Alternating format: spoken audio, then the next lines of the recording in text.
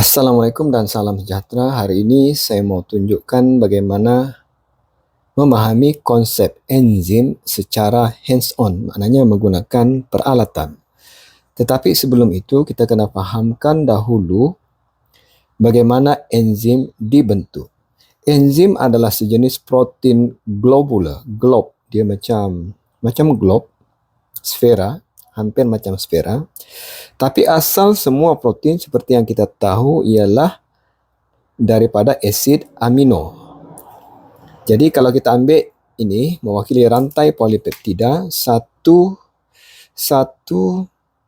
manik ini mewakili satu asid amino, dan kita tahu asid amino ni banyak jenis.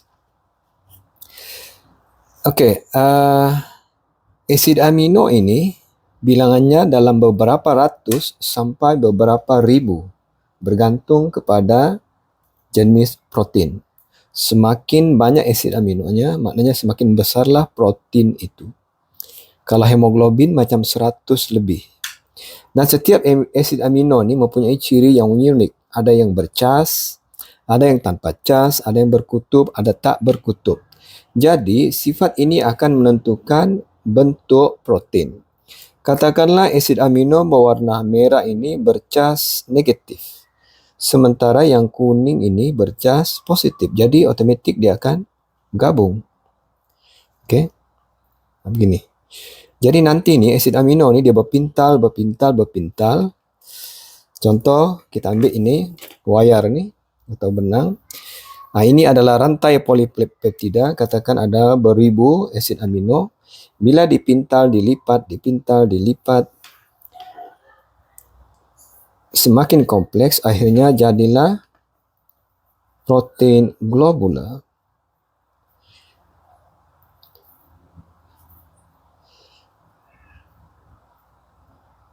Ini kita panggil protein globular. Hormon, saya rasa jenis protein ini, enzim dengan antibody. Jadi globular ni dia unik. Tidak sama. Itu sebabnya satu antibody, satu penyakit, satu protein, satu substrat. Ambil contoh tanah liat. Okey, cikgu ada tanah liat. Cikgu buat dia globe. Okey, kita letak sini satu. Okey, katakan ini satu. Okey, cikgu buat lagi satu.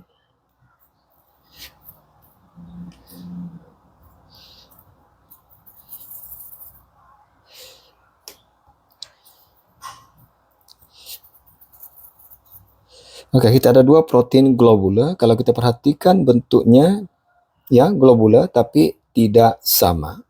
Jadi kalau ini enzim A, ini enzim B. Jadi enzim A bentuknya tak sama dengan enzim B, maka substratnya juga tidak sama. Di mana letaknya tapak aktif? Tapak aktif biasanya di area-area ini, macam ni berlekuk ni.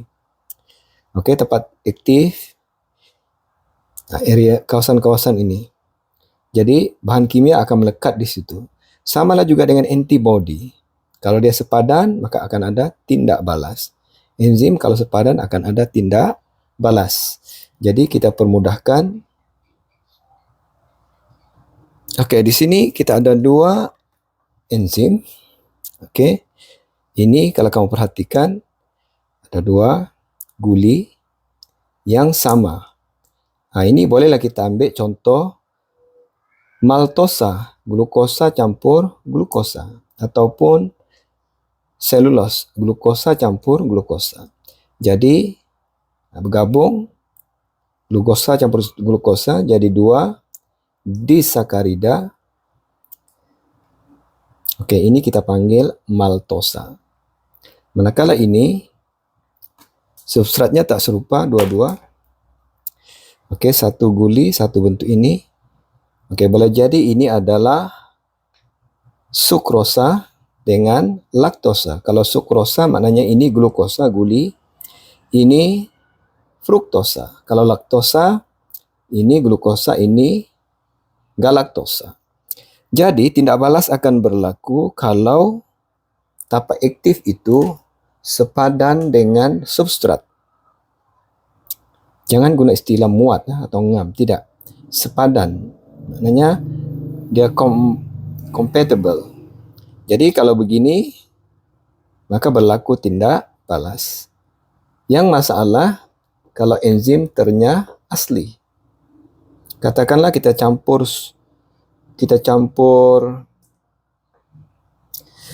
asid ataupun kita panaskan pada suhu tinggi. Okey, bila dipanaskan pada suhu tinggi, kita tahu enzim ini sensitif dari segi kimia. Okey, ikatan-ikatan yang kita cakap tadi boleh terlerai. Bila terlerai, maka bentuk enzim berubah. Bila bentuk enzim berubah, okey, maka tapak aktif sudah tidak sepadan dengan substrat. Jadi bila tidak sepadan, maka tiada tindak balas. Jadi itu dia punya sebab. Jadi kalau kamu minta dilukis enzim yang ternyata asli, kamu ubah saja bentuknya. Jangan bagi bulat betul. Kasih bagi gigi sikit.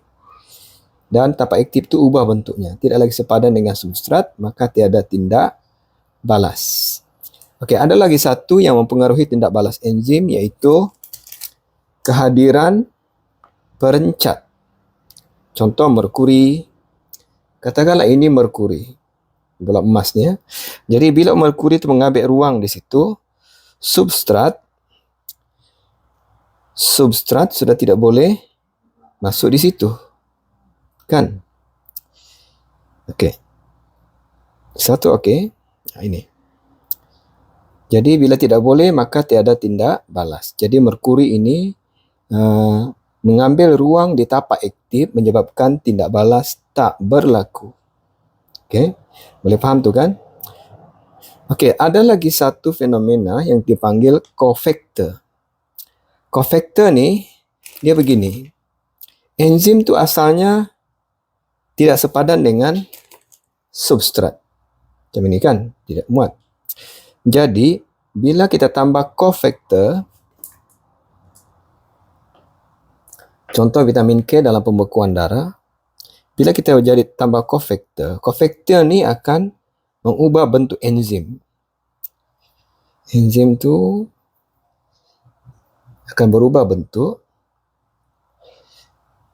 dan tapak aktifnya pun berubah jadi sepadan dengan substrat. Jadi cofactor ini akan mengubah bentuk enzim supaya tindak balas berlaku, supaya tapak aktif itu sepadan dengan substrat. Kalau kamu tengok dalam tindak balas pembekuan darah, ada vitamin K, tidak silap saya, dengan apa punya garam. Vitamin K di situ saya rasa sebagai cofactor, maknanya membantu. Dia tidak macam perencat tadi. Perencat dia mengubah bentuk enzim. Bila ada perencat yang mengubah bentuk enzim, ada perencat yang mengambil tempat di tapak aktif. Jadi itu dia konsep enzim. Ingat tempat tindak balas itu tapak, dan tindak balas hanya akan berlaku jika substrat sepadan dengan tapak aktif. Bila enzim ternyata asli, tapak aktif akan berubah, maka tidak ada tindak balas. Itu sahaja.